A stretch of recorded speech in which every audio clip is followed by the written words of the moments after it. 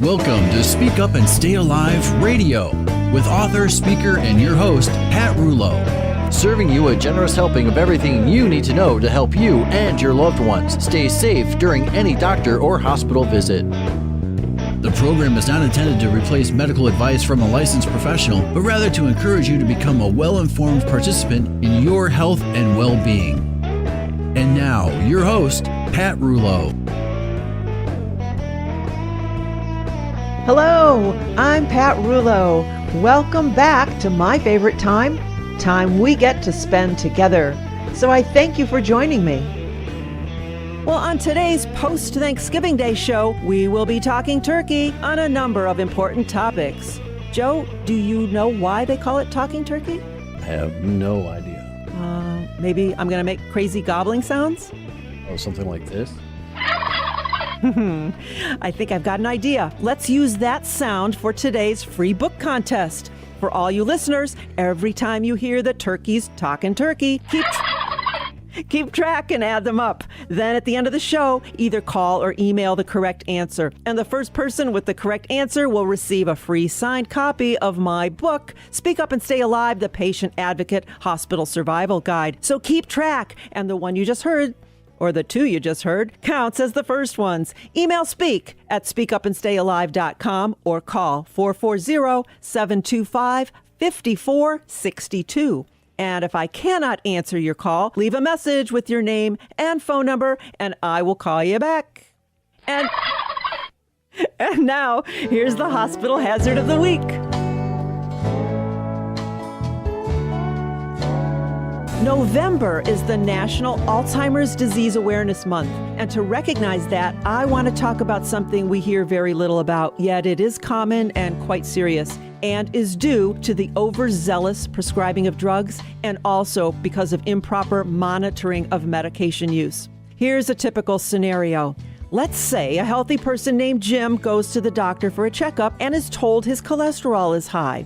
So Jim starts taking medication, which causes side effects. This leads his doctor to give him a second drug to treat those side effects. Then that second drug causes new side effects, so the doctor prescribes a third drug to treat the side effects of the second one. And before you know it, Jim's health is spiraling downward, and he soon needs assistance to live. And everyone just chalks it up to old age. Poor Jim has Alzheimer's. Now, this is important to note. Drug-induced dementia is different than age-induced dementia. And the odds of a drug-induced dementia increase the more medications a person takes. Here are a few reasons why an older patient might experience drug-induced dementia. Number one, many drugs are harmful to brain tissue, resulting in decreased brain function, exhibited by symptoms such as memory loss or other types of cognitive decline. Number two, as people age, they become more susceptible because the kidneys and liver, those organs responsible for clearing drugs from our system, can become impaired, and therefore they do not do the proper job, allowing the drugs to remain in our body longer than they should. Number three, as we age, we get thinner and more frail, making a normal dose for a 30-year-old way too much for a smaller body to handle. And finally, many older folks experience some level of dehydration, again, making it difficult to excrete these drugs from the body. I'd like to mention some known culprit drugs. A recent study listed 22 different categories of drugs that can cause symptoms that mimic Alzheimer's, plus 14 different over-the-counter drugs that also can cause these symptoms. Some problem drugs are tranquilizers, sleeping pills, sedatives, things like Ambien and Lunesta that we see advertised all over the TV, as well as narcotic pain relievers, prednisone that's used for allergies and asthma. Anesthesia can cause lingering confusion and brain fog, and even antibiotics such as Cipro and Levaquin. In fact, the side effects of those two antibiotics include irreversible damage to the central nervous system. Research shows that Cipro is highly concentrated in brain tissue. So what can you do? Because cognitive impairment caused by drugs is so frequently overlooked, it is important that when symptoms of confusion, altered concentration, or difficulty thinking occur, that you and your physician review any medications you are taking to determine if any of them might be the cause. Fortunately, if the cause is a medication, your symptoms should go away or become less severe after stopping the drug. And as a side note, do not stop these medications cold turkey. No pun intended. You need to wean from them slowly and not abruptly. Because seniors often see multiple doctors who may prescribe drugs without knowledge of current medications, it is important to at least use the same pharmacy. That way, all medications are in the computer system, and if a doctor prescribes a drug that may not play well with current drugs, the pharmacy system will flag it and your pharmacist can make you aware of it. I'd say get to know your pharmacist. And finally, drug-induced dementia is an important syndrome to recognize because in almost all cases, it can be reversed or returned to the pre-drug state by stopping the offending drug. With the holidays upon us, if you are visiting an older adult, take some time to review his or her drugs and be on the lookout for side effects that mimic more serious problems like dementia.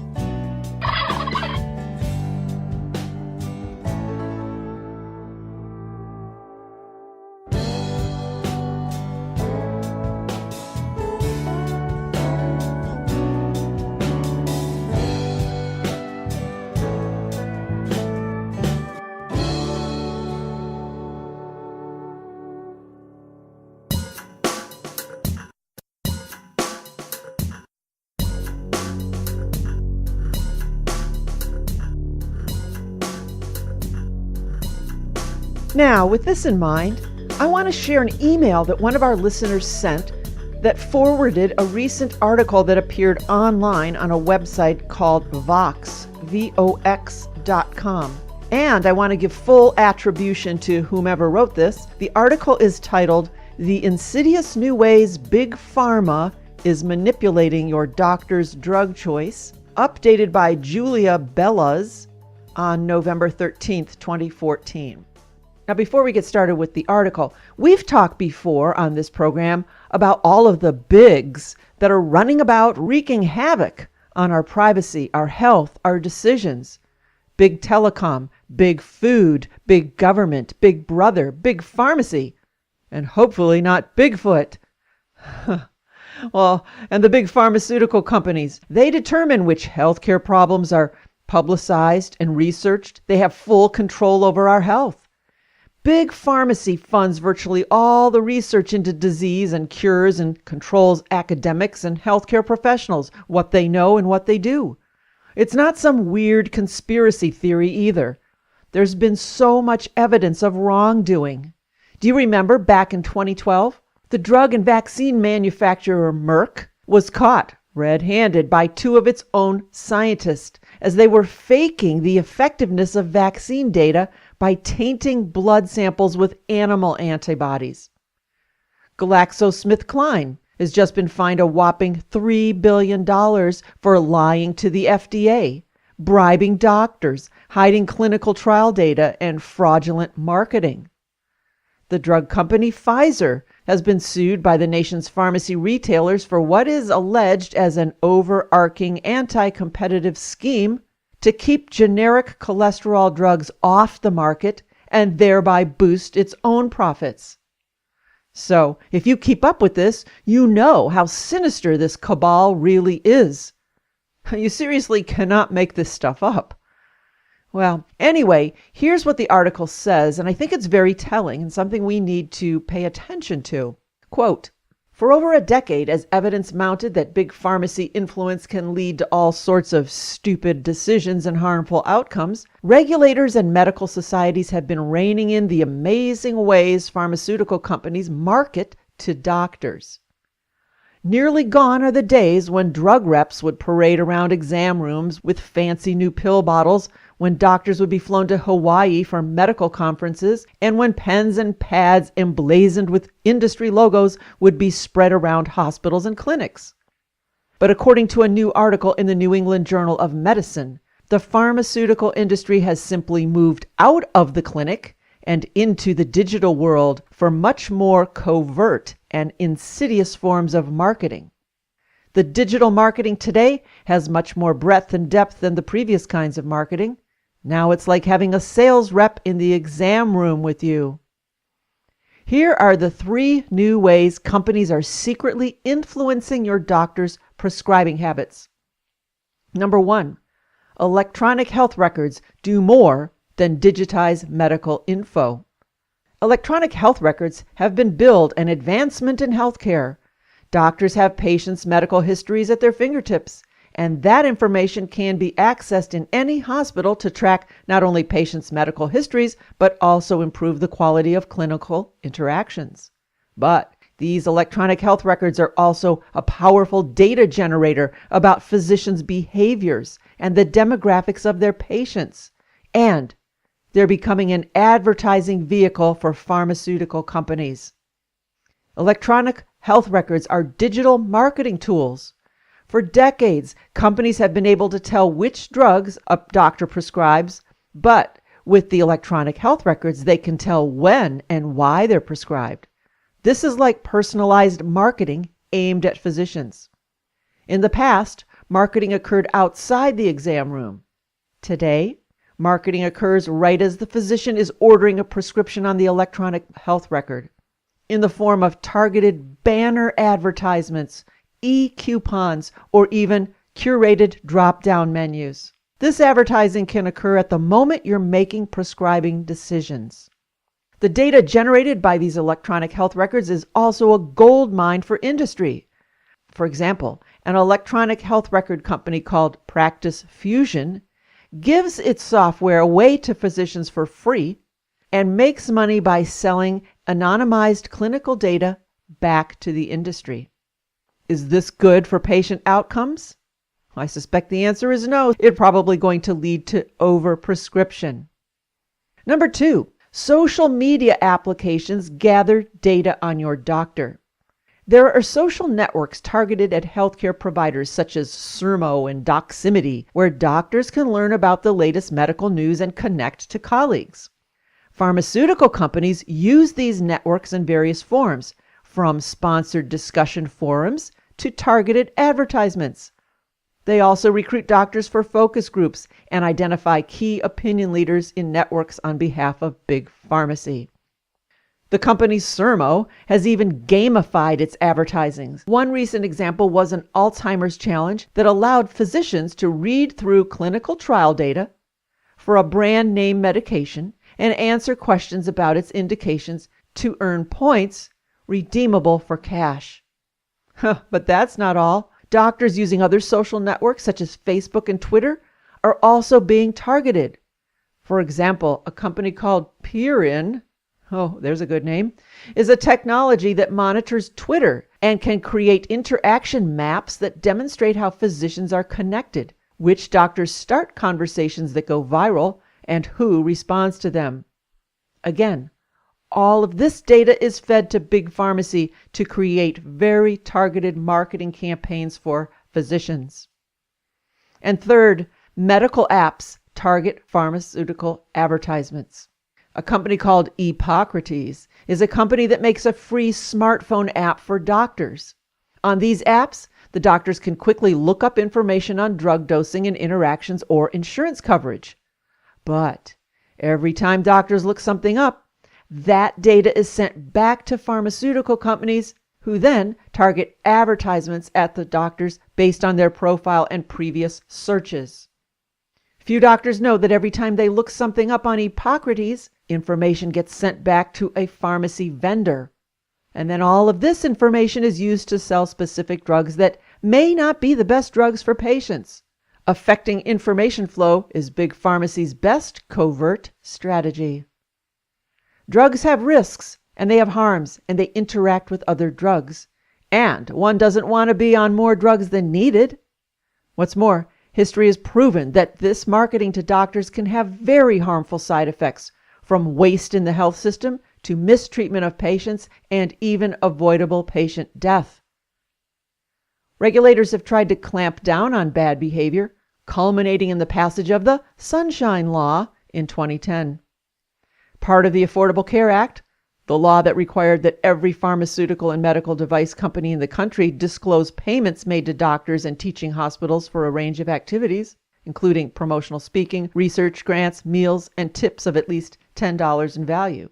But since this act was conceptualized, Big Pharmacy has moved out of clinics and into the digital world.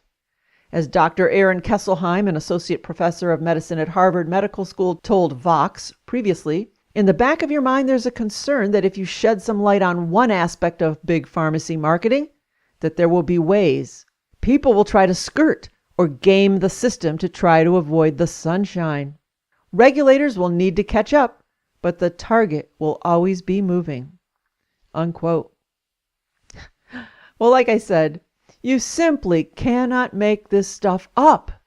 But what you can do is question every medication your doctor prescribes. Ask why. Why are you prescribing this specific drug?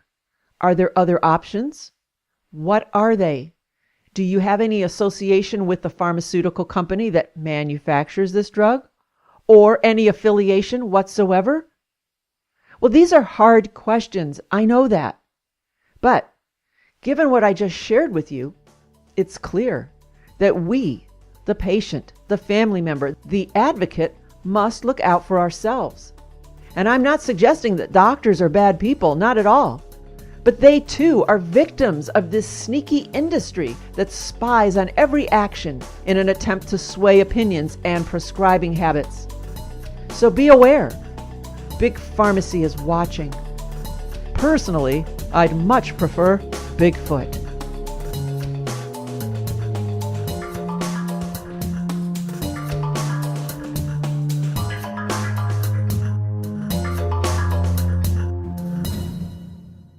After the show, be sure to visit the website speakupandstayalive.com for more life-saving information. Plus, that is where you can purchase my book, Speak Up and Stay Alive, The Patient Advocate Hospital Survival Guide. Bring the book to the hospital with you. It's the best way to stand out, and in a positive way. And with the holidays around the corner, don't send the routine shirt that doesn't fit or a plastic gizmo or gadget. Give a meaningful and useful gift that really says, I care. Give the gift of healthcare safety. Purchase the book, The Patient Safety Logs. Hey, and throw in some icebreaker cards. It's a one-size-fits-all present that everyone needs. You can order online at speakupandstayalive.com, or you can request by email at speakupandstayalive.com, or call me 440-725-5462. Tired of the same old presentations? Can you forward to slide 38, please? Are you looking for a new, out-of-the-box topic for your next event? Want your group to leave inspired, informed, and satisfied? No PowerPoint presentations and dim lights here. No snoring or snoozing goes on during Pat's presentations. To help your entire group, organization, business, or church stay safe during any healthcare or hospital experience, invite Pat to speak. Her presentation formats vary from 15-minute small talks to 30-minute lunch and learns, to 1-hour events called The Scoop, to full days. Pick a topic from her website or request your own. Visit her website, speakupandstayalive.com, or call Pat to discuss how she can make your next event fun, enlightening, and life-saving. Want testimonials? Go to the bulletin board link at the website for color pictures and comments from real people. Again, it's speakupandstayalive.com, or call 440-725-5462. That's 440-725-5462. And now, back to the show.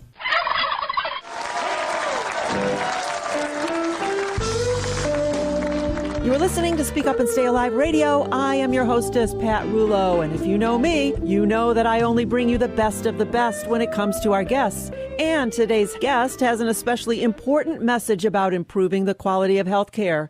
Bonnie Cantor Berman was appointed director of the Ohio Department of Aging in January 2011. As director, she is helping to lead the state's efforts to transform health care and long-term care for its citizens. Director Cantor Berman has advocated for new approaches that emphasize quality, person-centered care while realizing cost savings. Her goals are to reform and enhance the quality and efficiency of our healthcare system and to strengthen long-term care options that give elders more choices about their care. Welcome to our show, Bonnie. Thank you so much for having me. And Bonnie, the phrase person-centered care is such an obvious, basic, and common sense way to treat people, yet at times it simply doesn't happen. And our show is all about improving our quality of care and healthcare outcomes. So will you explain to us what you mean by the words person-centered care? I'd love to. Person-centered care is really the kind of care that each of us would want for ourselves or for a loved one. It's the kind of care that is based on relationship, self-determination, choice, and purposeful living. And you might say, that's kind of odd. We're talking about long-term care. That's really just the point, that when you are receiving care, whether it is in the home or whether it's in a nursing home or assisted living or anywhere in between, it is your home. The person receiving care is the boss. They are the ones that get to choose how it should be delivered, when it should be delivered, and just everything about their daily life. When I say person-centered care, it's not only about the person that's receiving the care, it's also about the person who's delivering the care. If we're going to truly have person-centered care, we have to do what I call flattening the hierarchy, which means you have to ensure that decision-making is placed in the hands of the person who is the closest to the resident or the consumer or the patient. If the person who's really doing the wonderful and very difficult duties every day, they know more about your loved one than anybody else. When we listen to what they have to say, we're catching things earlier. When we listen to what they have to say, their jobs are enhanced so that it's actually good business sense, because people who are enjoying their jobs are going to stay longer.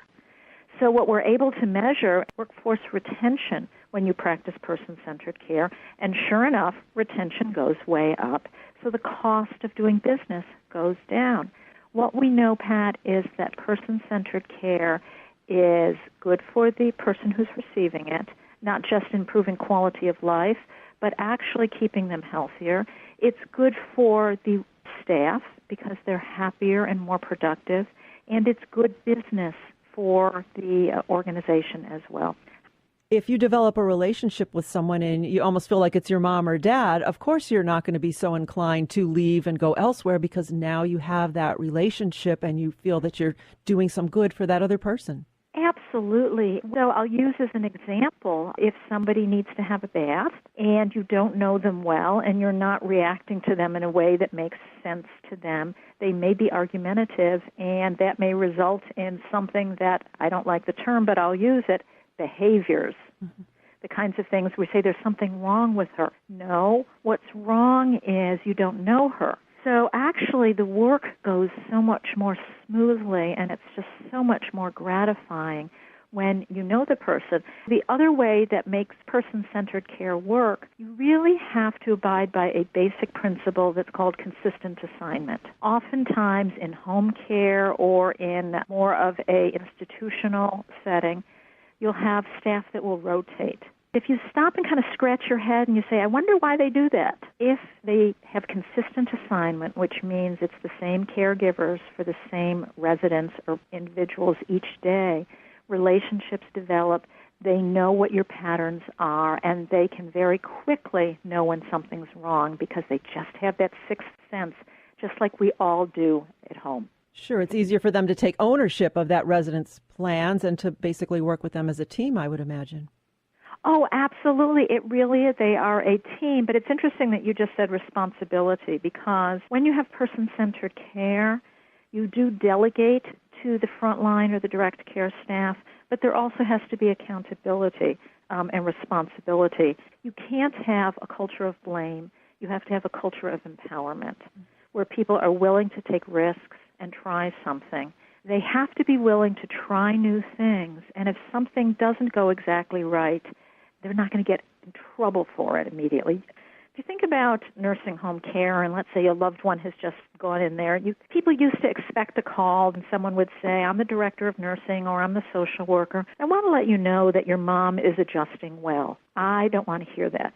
What we want to hear is the phone rings, hi, I'm the social worker. I want to let you know that we are adjusting well to your mom. Oh, I like that. Isn't that great? Yes. And to be able then to say, and this is what we're doing because we understand that she likes to have tea in bed before breakfast, so we now bring it to her. Those are the kinds of things that we're looking to hear. And we actually even have checklists for families, the kinds of questions to ask so that you know you're getting this kind of care. And that was going to be my next question to you, that consumers of care in any setting should expect excellence. Can you empower our listeners with any additional insights and questions that they can and should be asking, whether it is the patient or a close family member who's overseeing that patient's care?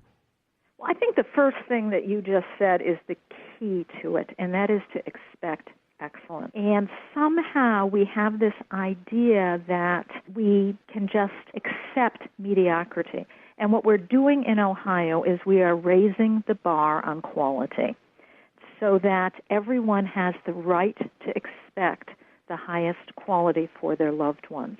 And so your question is, what are the kinds of things that consumers or their loved ones should look for? I'll just give you a couple of examples that may surprise some of your listeners. A question such as, will my loved one be awakened at a set time in the morning, or will she have a choice? I give you that question because I don't think most people think that they should have a choice about when they get up in the morning in a nursing home, as an example. Believe it or not, the federal regulations, as well as our state mandates, say, of course you should have a choice and you should be getting up when you want to get up.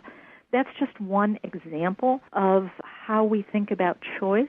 You should be able to have choice of when you get up, when you go to bed, what you eat, when you eat, when you bathe, how you bathe.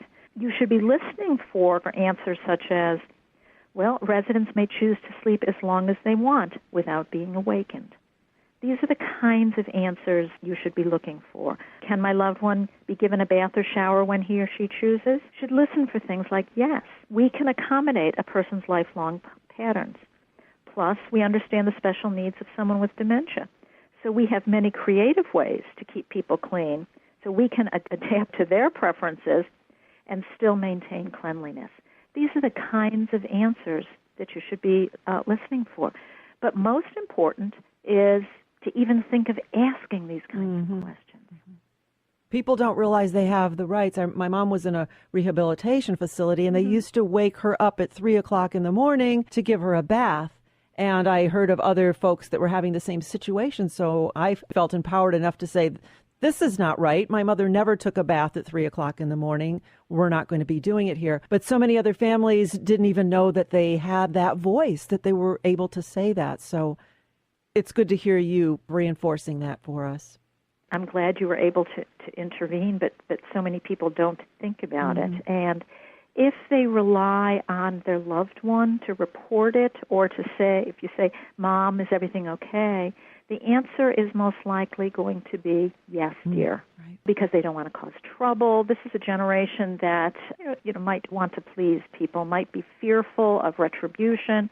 And so what we want to do is also let residents know you have rights. You have the ability to be at home wherever you are. What if a patient or a family member experiences a level of care that is less than acceptable? Is there a reporting location? What are their alternatives? We have in Ohio an incredibly robust, just incredible ombudsman program. And if you call our ombudsman program with a problem, they will investigate, they will help you out in any way. If someone goes to www.aging.ohio.gov, they will find a link to our ombudsman program. Even if someone just goes to that site and calls the Ohio Department of Aging, we are there to serve. So we will make sure that the right person gets the complaint. And, of course, we always love to hear good things as well. Are there any resources that the state offers to help folks be involved with patient-centered planning? I would suggest that folks go directly to our website, which again is aging.ohio.gov. We have links there to all of these kinds of resources, so we really are a one-stop shop. And Bonnie, do you have any final words of advice for our listeners today? My final word of advice is to think of older adults not as seniors, but as our elders. And our elders who have built this great state, built our families, built our communities, and they are individuals that are still contributing, thriving, and deserving of so much. And so it's a word we'd love if people started using more so that it really connotes the kind of respect that we have for them. Well, thank you, Bonnie, for sharing some exciting ideas and resources with us today. And, with the holidays upon us, many of us will be spending time with our elders, family, and friends, making it the perfect time, I think, to assess that person's situation and think in terms of person-centered care. And I hope our listeners can use your resources to help them move their loved one's life in that positive direction. And I so appreciate your being with us to share this information today. Thank you for having me. You're listening to Speak Up and Stay Alive Radio. Coming up, emails, some Thanksgiving humor, and of course, everyone's favorite game, Fear the Wheelchair. You don't want to miss that.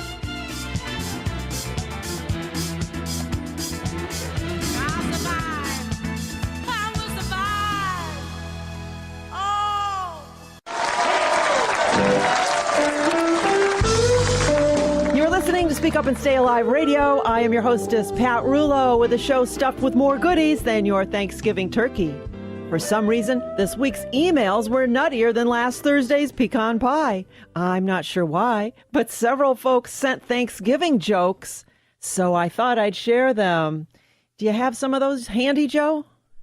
Sure do, but don't beat the messenger. We didn't write these, right? That's correct. Mary56 at Hotmail sent, Pat, why did the turkey get kicked out of the hospital?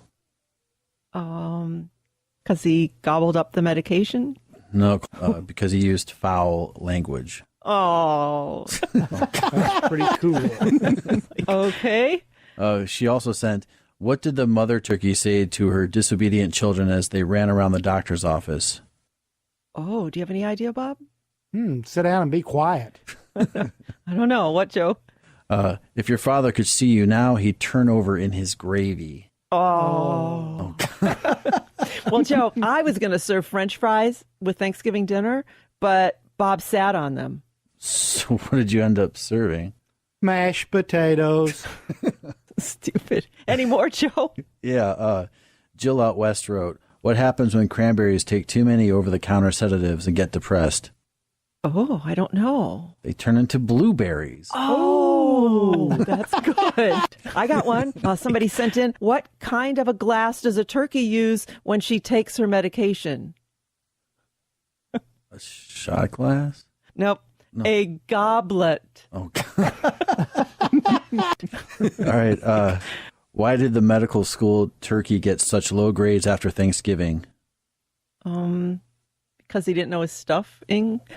That's good. No, because everything is marked down after the holidays. Oh, everything's marked cool. down after the holidays. Oh, and this one really happened, Joe. This is a true story. Bob and I were shopping last week, and we saw a lady picking through the frozen turkeys at the grocery store, but she couldn't find one big enough for her family, so she asked the stock boy, do these turkeys get any bigger? Do you remember that, Bob? Yeah. She goes, do these turkeys get any bigger? Do they get any bigger? And the stock boy comes out and he looks at her and he goes, ma'am, they're dead. That's pretty awesome. If the Pilgrims were alive today, what would they be most famous for? What do you think, Bob? Maybe their age. Yeah? He's correct. Oh, you got it. I got one right. Yay. Any more? Clap when I need Yeah, it. we need a clap. Yeah. What would you get if you crossed Thanksgiving and Easter? Gosh, I don't know. Stuffed eggs? Feaster Sunday. Oh. Feaster? Yeah. Feaster. I like it. Feaster Sunday. Well, anyway, here's an email. I think it was from an anonymous person, but they did sign it Frida Bird. I don't know. It said, Pat, here is my Thanksgiving wish for you. May your stuffing be tasty. May your turkey plump. May your potatoes and gravies have nary a lump. May your yams be delicious and your pies take the prize. And may your Thanksgiving leftovers stay off your thighs. Well, Frida Bird, I'm still 112 pounds, so I think I did okay, but thanks for the wish. Have we had enough emails, you guys? Yes. That's enough. Okay. Well, that must mean that it's time for the most requested radio game show of all times. Fear the Wheelchair. Well, by now you know that a hospital wheelchair is a high-touch, highly contaminated vehicle that seldom gets cleaned, making it capable of spreading infections all over the place. So the wheelchair is now this show's representation of all hospital dangers, kind of like our mascot. So here we go, once again, with everyone's favorite game. Fear the Wheelchair. Listen, as Joe reads some right or wrong statements, then even though I can't hear you, shout out your answers along with Bob. Is the statement right? Or is it wrong?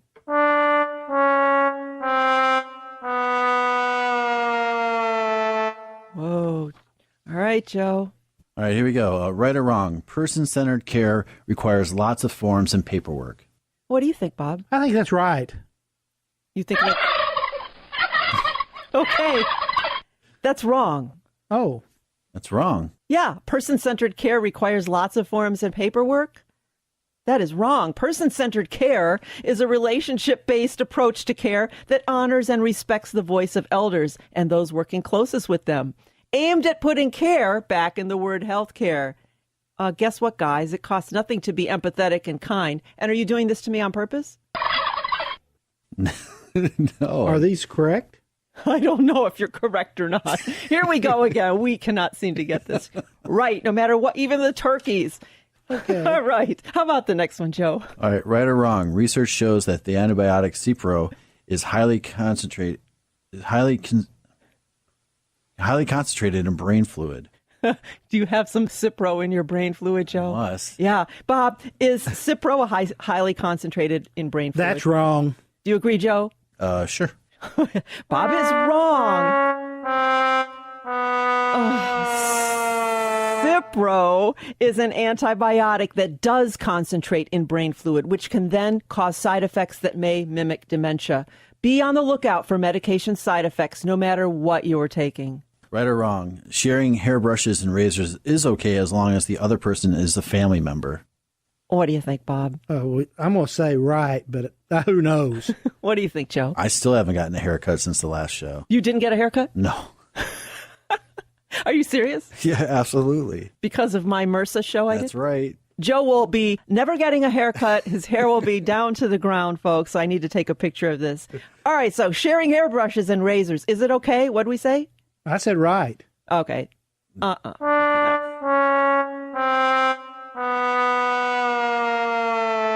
It is not okay. Many people silently carry staph bacteria on their skin without a problem. But when you share hairbrushes and razors, you can easily transfer that bacteria to your skin. So, Bob, stay away from my stuff.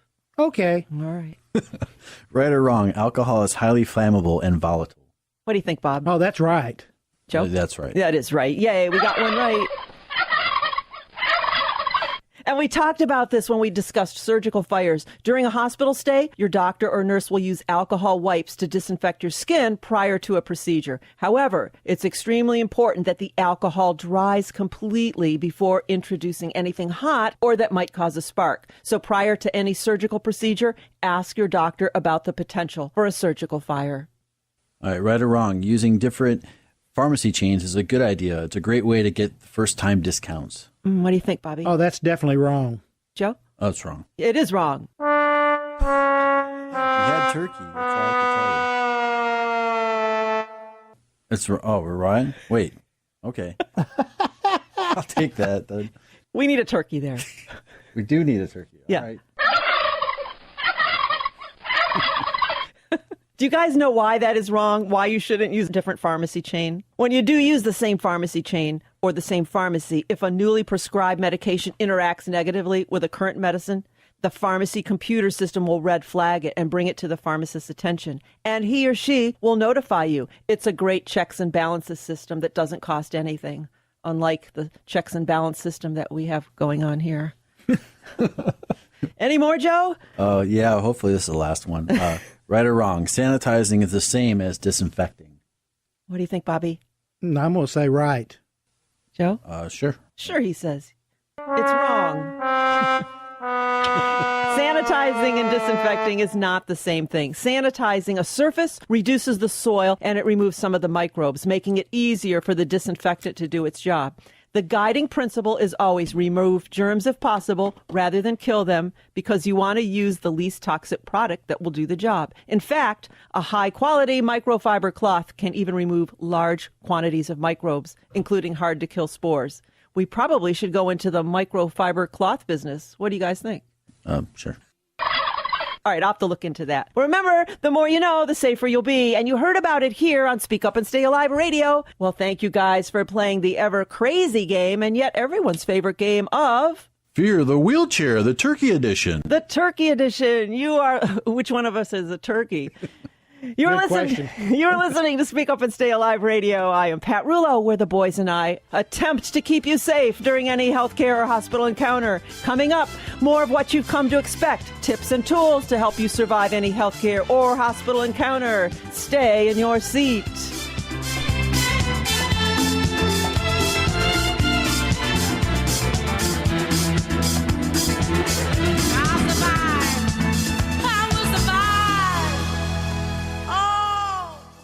We were surprised when Dad brought up hospice care. I thought you called when you were all out of options, but Hospice of the Western Reserve has been helping care for Dad for some time now. I'm so glad we called when we did. Their support has given us quality time I'll remember forever. With Hospice of the Western Reserve, you can choose when, where, and how you receive care. Discover why the hospice of choice is Hospice of the Western Reserve at hospiceofchoice.org.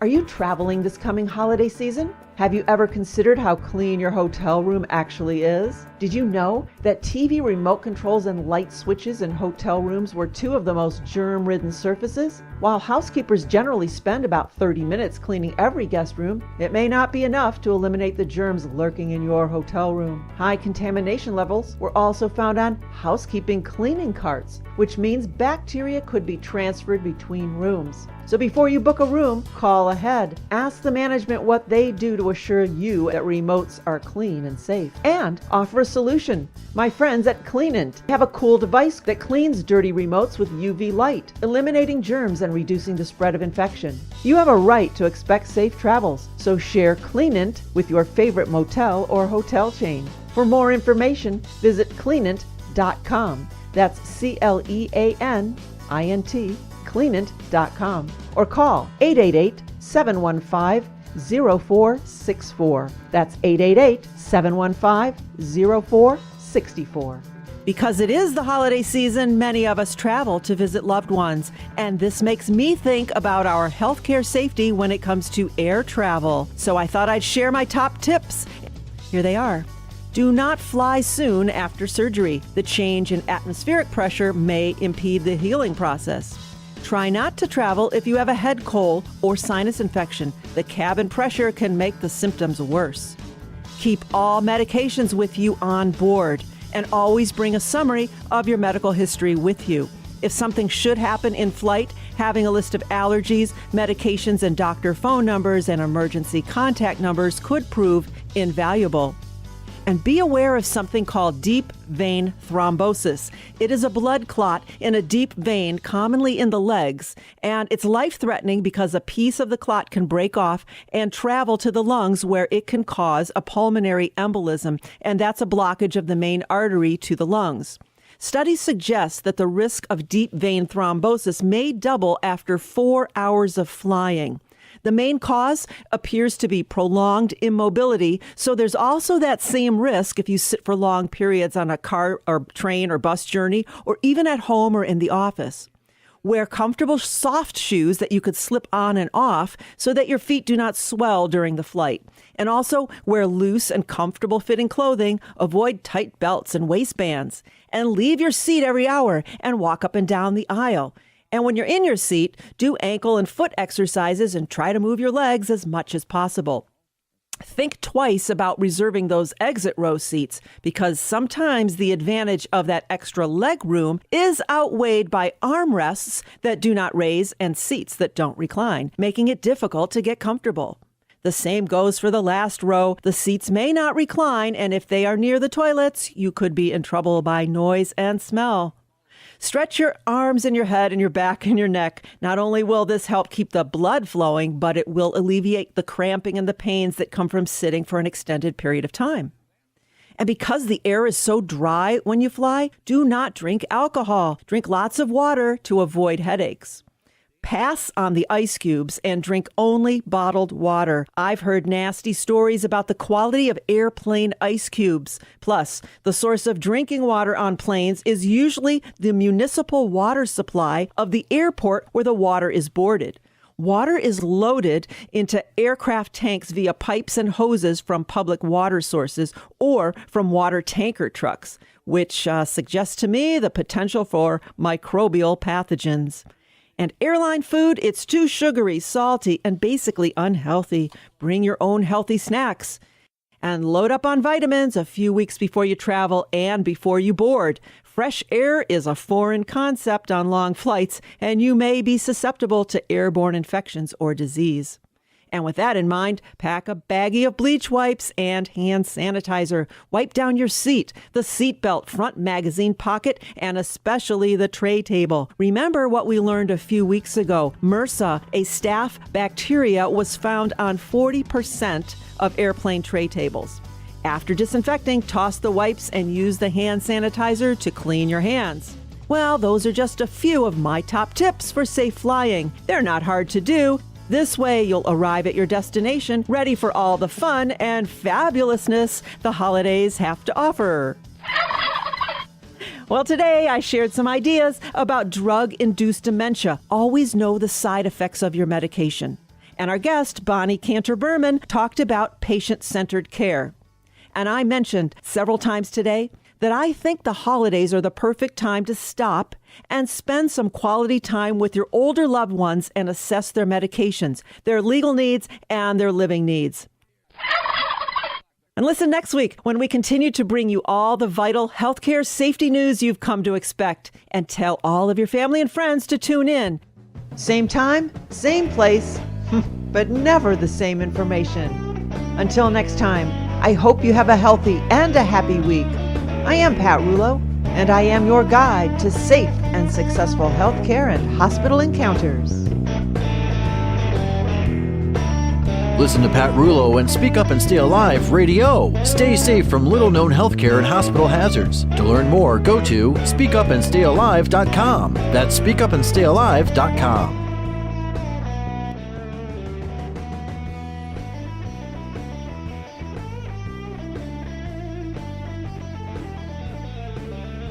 Well, now, just because the show is over doesn't mean it's over. There's still plenty to learn. So head over to our new internet radio station, speakuptalkradio.com. That's speakuptalkradio.com. There we are assembling a brilliant lineup of programming that plays all day, all night, 24/7. You can listen as the shows occur on the lineup, or, and here's a big plus, you can select which program you'd like to hear and in what order. Here's just a few of the educational, fun, and entertaining programs we have in store for you. And keep in mind, all of these hosts and shows are hand-selected by me personally. So the hosts have credentials and the programs have purpose. We have Autoimmune Adventures, dedicated to helping people with autoimmune disorders reclaim their health and their life, hosted by Julie Stiles, a healing and transformational coach. Boil the Frog Slowly. Are politics hazardous to your health? This show goes where mainstream media stops. Co-hosted by Sebastian Sanzota, a former U.S. Navy and healthcare professional. We also have Flavor Living Radio, where food and lifestyle merge together, with host Bryant Fitzgerald. Healthcare Whisperer, committed to the belief that every person deserves the best possible access to healthcare, hosted by Hari Khalsa, a family nurse practitioner. Health Talk with Dr. Len, today's hottest health topics from a complementary perspective. Dr. Len Bransowitz, a registered pharmacist, certified clinical nutritionist, doctor of naturopathic medicine, and a homeopath. He offers honest health advice that makes sense. Then for fun, we have Living in the Psychic Realm, live psychic readings by Jethro Smith, an exceptionally accurate reader with a sense of humor. Patient Experience Radio, a top resource for hospitals and healthcare providers looking to improve their survey scores and for patients and advocates. We also have Psychics Gone Wild. Paranormal psychics Dina Flanagan and Jethro Smith host psychic readings. Realty Universal Radio, a show about real estate, a show about empowering people, giving back, living, laughing, and loving, hosted by President and CEO Natalie Mullenix. We have The Gift of Choice. This inspirational hour provides information and motivation each week to help you live your dream and attain the health, happiness, and abundance you deserve. Hosted by Bonnie Gressel, MSN, a family nurse practitioner. Next, we have the Janet Love Show, hosted by Janet Love, a certified biofeedback energy wellness specialist who focuses on empowerment, inspiration, and transformation on a variety of topics, from health recovery, intuition, spirituality, and other specialty topics. Another show, The Vaccine Agenda. Vaccine rights attorney Alan Phillips shares experienced, authoritative help with vaccine exemptions and waivers throughout the United States. Those Weekend Golf Guys, the voice of the average golfer, have more fun with their tips and tricks with John Ashton, Tara Bassett, and Jeff Smith, a card-carrying PGA instructor. And we also have, of course, my show, Speak Up and Stay Alive. You know all about it. Stay safe from little-known healthcare and hospital hazards with me, author and keynote speaker. So, don't stop listening just because today's show is over. Head over to speakuptalkradio.com and listen all day.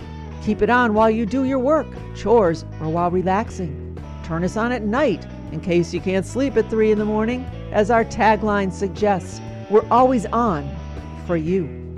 That's speakuptalkradio.com. speakuptalkradio.com, and I'll see you there.